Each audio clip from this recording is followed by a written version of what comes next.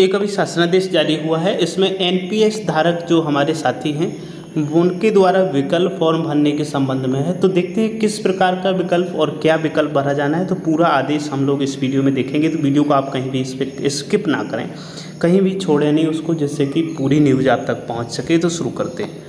तो ये है हमारा आदेश, और ये आदेश जो जारी किया गया है वो कार्यालय प्रधान महालेखाकार ऑडिट 1 उत्तर प्रदेश प्रयागराज का। तो यहाँ पर विषय जो लिखा गया है, विषय में साफ है कि केंद्रीय सिविल सेवा यानी कि राष्ट्रीय नेशनल प्रणाली का कार्यान्वयन नियम 2021 के अनुसार नेशनल पेंशन सिस्टम के अंतर्गत आने वाले कर्मचारियों द्वारा विकल्प फॉर्म जमा करना।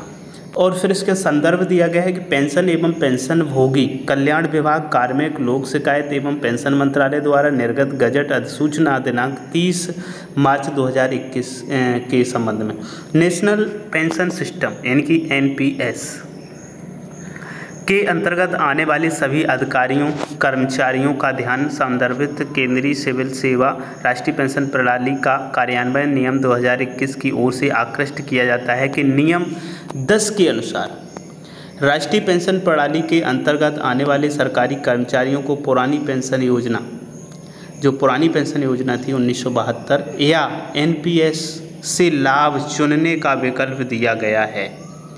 तो यहाँ से आप देख पा रहे होंगे कि एनपीएस का लाभ या फिर पुरानी पेंशन, ये दोनों बातें यहाँ पर की गई। चुनने का लाभ दिया गया है, विकल्प दिया गया है। एनपीएस के अंतर्गत आने वाले सभी सरकारी कर्मचारी सेवा में प्रवेश करते समय या सेवा में रहते हुए उक्त उल्लिखित परिस्थितियों में एनपीएस के तहत लाभ प्राप्त करने के लिए फॉर्म 1 में विकल्प का प्रयोग करेंगे और फॉर्म 2 में परिवार का विवरण देंगे।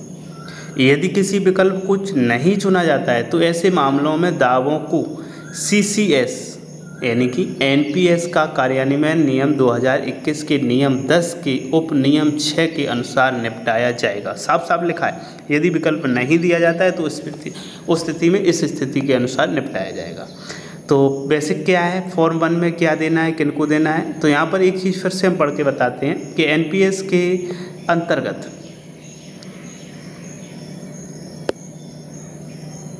यहाँ से एनपीएस के अंतर्गत आने वाले सभी सरकारी कर्मचारी सेवा में प्रवेश करते समय या सेवा में रहते हुए उक्त उल्लिखित परिस्थितियों में एनपीएस के तहत लाभ प्राप्त करने के लिए एनपीएस के तहत जिनको लाभ लेना है, फॉर्म 1 में विकल्प का प्रयोग करें और फॉर्म 2 में परिवार का विवरण दें। यदि किसी विकल्प को नहीं चुना जाता है तो ऐसे मामलों में एनपीएस का क्रियान्वयन नियम जो 2021 है उसके 10 के नियम उपनियम 6 के अनुसार ही निपटाया जाएगा।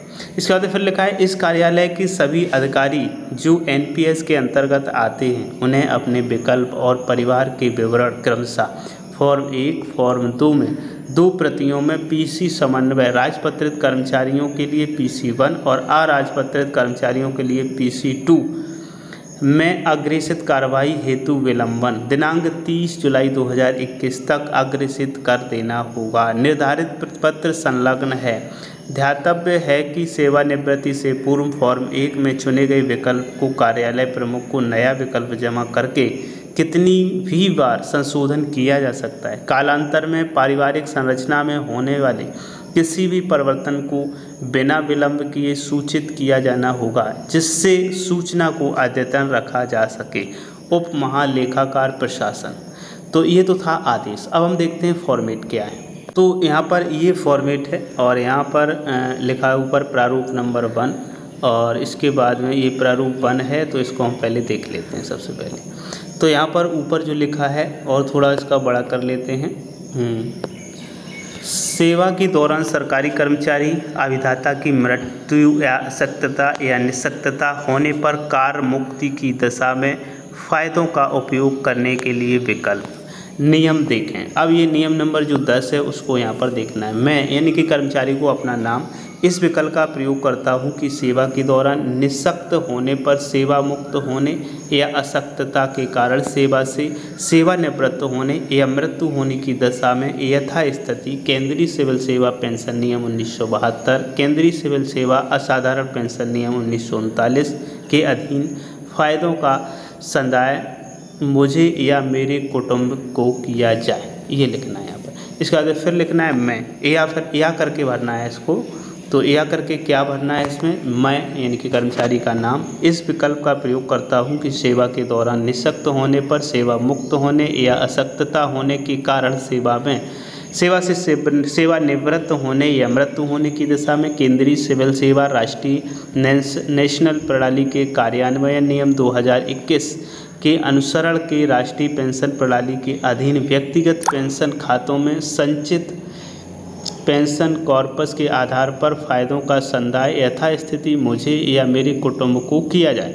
सरकारी कर्मचारी और या अभिदाता के हस्ताक्षर होना, नाम, पदनाम, कार्यालय जिसमें सेवारत है, दूरभाष नंबर, स्थान और तारीख डालनी। इस विकल्प से पूर्व में मेरे द्वारा किए गए किसी अन्य विकल्प को अधिकांश हो जाएंगे, जिस ऐसे फायदे को पूर्णतः काट दें जिनके लिए विकल्प का प्रयोग नहीं किया जाना है।